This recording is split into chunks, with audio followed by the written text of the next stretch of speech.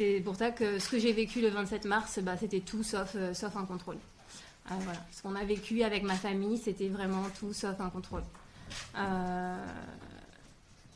C'était d'une grande violence déjà, et puis ça m'est tombé dessus, une incompréhension totale de ce qui m'arrivait. J'étais à 17h30, on est allé récupérer mon fils, à la garderie. Ça faisait 2 jours que j'étais arrivée à Marrakech et qu'on s'entraînait avec mon mari, mais ça c'était l'après-midi de repos pour fêter l'anniversaire de mon fils du coup, qui avait eu 2 ans. On a fait une petite balade dans le quartier et puis Samir m'a laissé pour aller acheter le gâteau d'anniversaire. Moi j'étais sur la rue, on jouait avec des enfants et des gens sont arrivés en courant sur moi par derrière comme ça. Ils m'ont saisi par le bras, ils m'ont dit police française. Il est où Damani? Alors là, je comprenais pas ce qui m'arrivait. Je me suis sentie la peur me monter.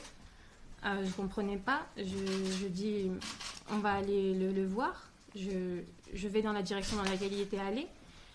Et là, le temps m'est paru vraiment. Je ne saurais pas compter le nombre de temps qui s'est passé à ce moment-là parce que c'était le silence total entre nous, entre moi et les 3 personnes qui m'accompagnaient. Donc je vais voir mon mari. Le petit, quand il voit son papa, il tend les bras. Je tends mon fils à son père. Et une des personnes me tape le bras violemment. Et mon petit, je perds ma force, il tombe sur le sol. Et il se met à pleurer. Et là, c'était vraiment un moment compliqué, difficile. Je le ramasse pour le protéger. Et mon mari commence à se disputer avec ces gens qui nous voulaient du mal.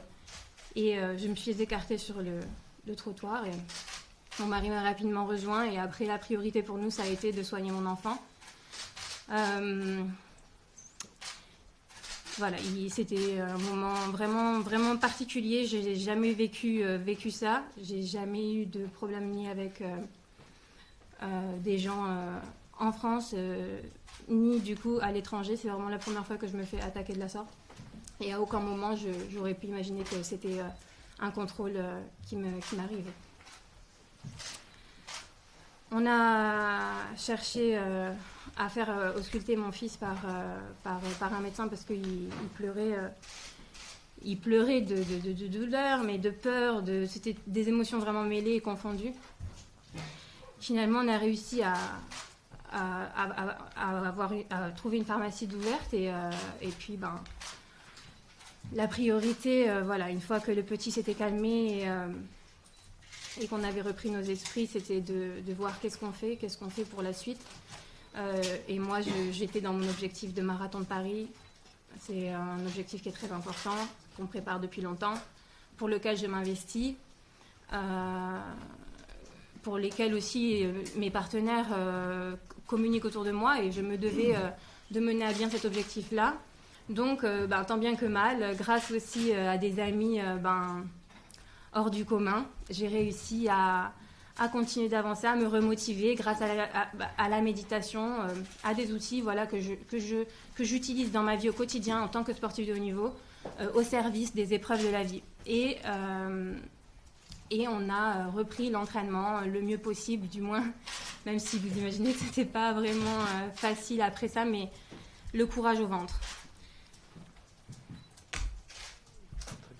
Et à quel moment ils vous présentent un document? Police française? Je n'ai reçu aucun document, je n'ai vu aucune carte ni document. On ne m'a rien présenté et ça a été un silence de plomb pendant 200 mètres. Enfin, 200 mètres. Je suis retournée sur les lieux, je n'évalue plus à 200 mètres les lieux maintenant, mais c'était vraiment énormément long. Oui, madame. Maureen Leroy, RMC Sport, lorsque la personne vous tape sur le bras, que votre enfant tombe au sol, ensuite, qu'est-ce qui se passe? Vous prenez la fuite et ensuite à ce moment-là, je me liquéfie complètement. Je récupère mon fils qui pleurait, qui se portait les mains au visage, qui était vraiment presque dans le même, plus que moi, mais presque dans le même état que moi. Et mon conjoint, du coup, fait éclater son incompréhension. Il leur demande, mais qu'est-ce que vous faites? Mais vous êtes fous, pour qui vous vous prenez? Il y en a un qui dit, mais ça va, il a rien, le gamin, comme ça. Après, j'entends, moi je m'éloigne, je commence à avoir les oreilles qui bourdonnent, c'était vraiment un moment difficile. Je m'éloigne et je l'entends qui dit, vous êtes fini, je vais vous ruiner, je vais vous ruiner. Ouais, pardon, madame. Et Ah, pardon. il n'y a plus. Ensuite, qu'est-ce qui se passe? Mon conjoint me rejoint rapidement sur le trottoir sur lequel je suis.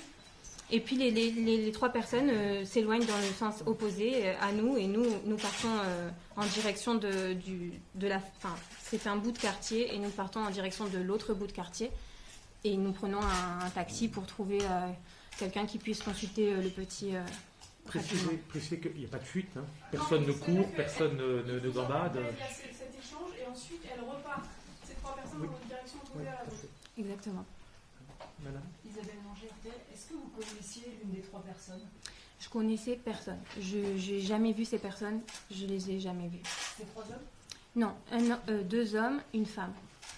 La femme, je l'ai peu vue parce que comme c'est un homme qui m'a agrippé le bras, j'ai été prise tellement par la surprise que j'ai pas regardé les gens.